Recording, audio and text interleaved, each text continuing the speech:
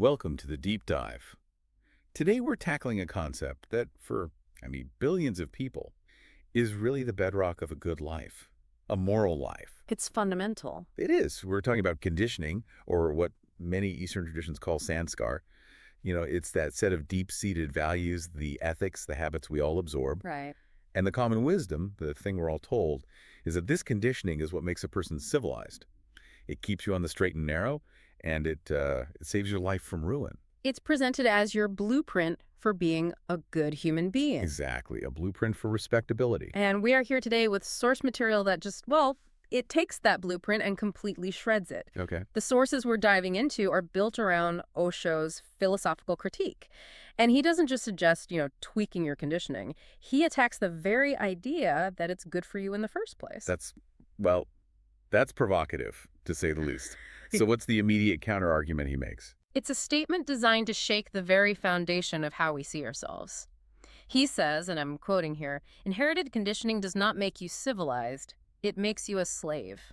A slave? Yeah. Yes. He argues that what we call civilization is really just a system of passive obedience, and that obedience is just slavery in a more palatable disguise. So our mission for this deep dive is to unpack that, to really understand why this celebrated inheritance is seen as a prison cell, look at the dangers he says it creates, and then explore the alternative path he proposes. The path toward what he calls true consciousness. Okay, let's unpack this, and I think we have to start with the definition. If most people see conditioning as a positive thing, values passed down, what exactly is this sanskar that he's critiquing? That's the perfect place to start. For Osho, the key isn't what you believe. It's how you came to believe it. Okay. So he defines this dangerous type of conditioning as simply accepting the ideas of others without investigation. Without checking for yourself. Without checking, without any personal verification. It's just passive absorption of unexamined beliefs from the outside. And where does that process begin? Because if you look at a newborn child, they're blank slate, right? They don't have a concept of right or wrong, no religion, no politics. None of it. They are, as the source describes it, an innocent individual consciousness. Pure potential. And that is the pivotal moment. The child is this clean slate, but society, and especially parents, can't really tolerate that emptiness, that pure individuality. It's almost frightening to the established order. So society rushes in. It rushes in immediately to impose what the source material calls a burden. A burden. That's a strong word. Why a burden? Because it's an external weight. It's a set of rules the individual never chose, never experienced for themselves, and doesn't understand. It's that endless list of dictates, This is right, this is wrong. This should be done, this shouldn't be done. And this whole system of borrowed rules forced onto an innocent mind that is conditioning. It builds a structure, sure, but it's a structure built on a kind of intellectual debt, not personal discovery. Okay, so if the whole structure is built on these external rules, that has to create some kind of internal friction, right? You're not operating from your own core. Yeah. You're just following a script. Exactly. And that's how this passive acceptance leads directly to a state of, internal slavery. How so? This is where the critique gets really personal and, frankly, quite devastating. Osho argues that inherited conditioning doesn't allow you to live your life. It forces you to live the lives of others. The lives of your parents, your ancestors. Precisely.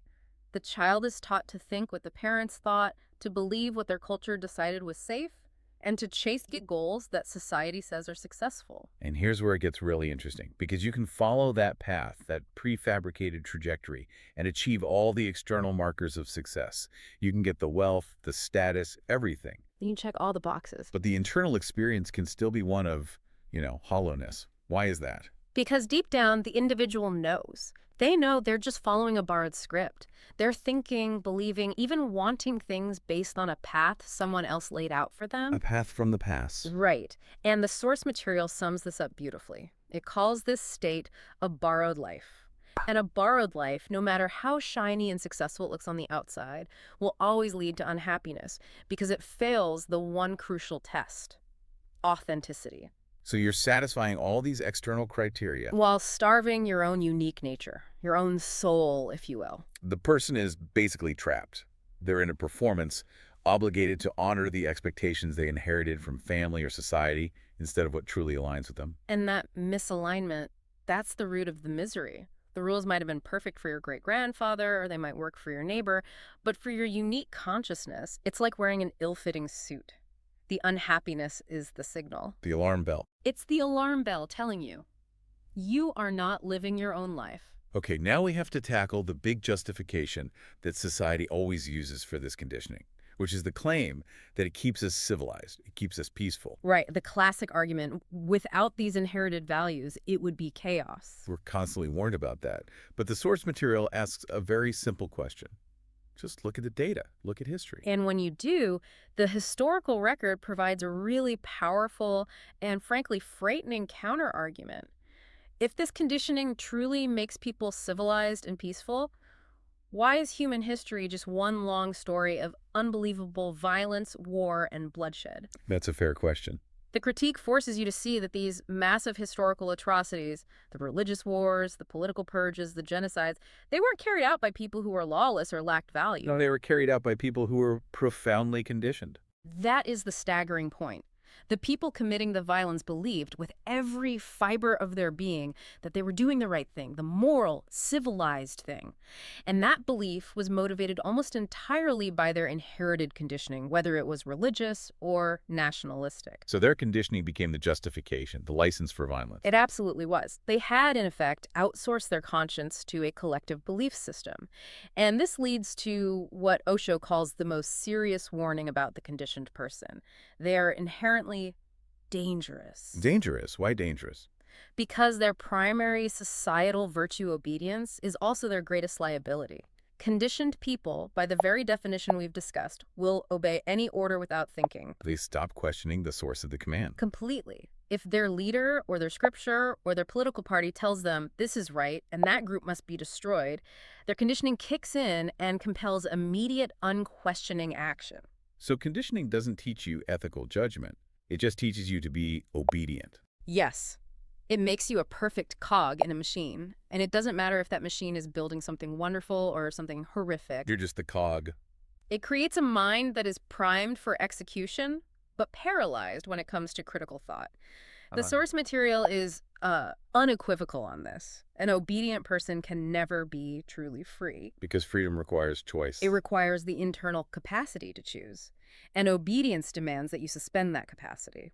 The conditioned mind has already handed over the keys, the reins of decision-making, to some external authority, a book, a tradition, a government, you name it. That's fascinating. So the slavery isn't necessarily physical chains. It's intellectual. It's spiritual. It's a prison of the mind. So if that life, the conditioned life, is one of passive obedience, what is the path to freedom?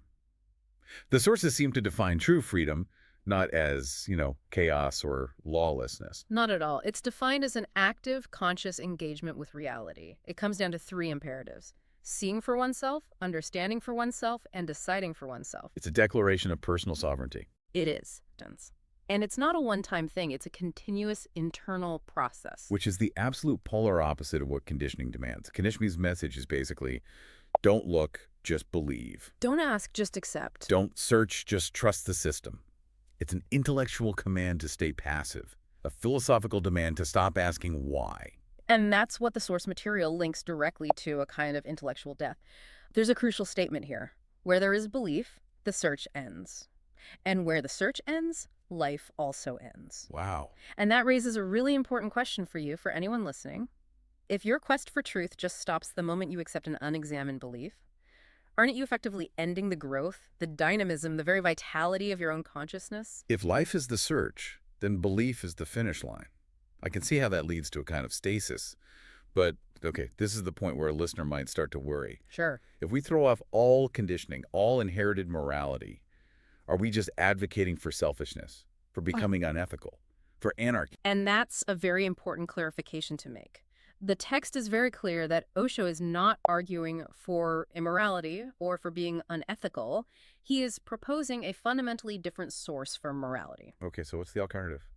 The alternative is to drop the external conditioning and embrace internal consciousness or, awareness. So you're shifting the engine of your behavior. Instead of being run by a rule book written by someone else in the past. You're governed by your own moment-to-moment awareness. How does that actually work? How does it translate into action? The whole goal shifts. It moves away from follow the rules and toward create understanding. The individual shouldn't be good just because they're afraid of punishment or what the neighbors will think. That's just conditioned behavior. That's fear-based. It's fear-based. Instead, they should act from a place of awareness. When your goodness comes from awareness, you don't actually need the external rules because you naturally understand the context of your actions, the consequences, the interconnectedness of it all. It's the difference between being good because you're told to be and being good because you can see for yourself why it's necessary. Exactly. The aware person, the conscious individual, is constantly questioning, constantly evaluating, why is this right? Why is this wrong for me right now? They refuse to blindly accept anything. They live by their own experience moment by moment. And this brings us full circle back to the idea of danger. Yes. The sources describe this aware person as dangerous, but not in a violent or destructive way. They're dangerous to the established, obedient social structures. Right. Because they are no one's slave, you cannot command them, you cannot use them to carry out violence in the name of some collective belief, because they will always insist on giving their own conscious, independent assent to every single action. They have to understand it for themselves. So what does this all mean for us, for the listener? We've started with this idea, inherited conditioning, that's held up as the highest virtue. But this deep dive, it reveals this radical argument that this passive conditioning has actually turned us into just part of the crowd. Part of the mass rather than an individual. Yes, part of the collective mass instead of sovereign individual entities.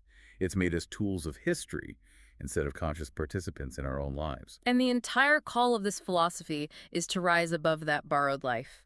It is a conscious choice to trade the comfort and safety of passive belief for the dynamic and often challenging nature of personal awareness. And so the final provocative claim to leave you with is that stark reminder we started with. Remember, inherited conditioning does not make you civilized. It makes you a slave. And whoever is living in slavery, though alive, is asleep. So if living by a borrowed morality means you're basically sleepwalking through life, what is the very first unquestioned rule, that ingrained value you inherited, that you must examine today to wake up and start living purely by your own experience? Think about that until our next deep dive.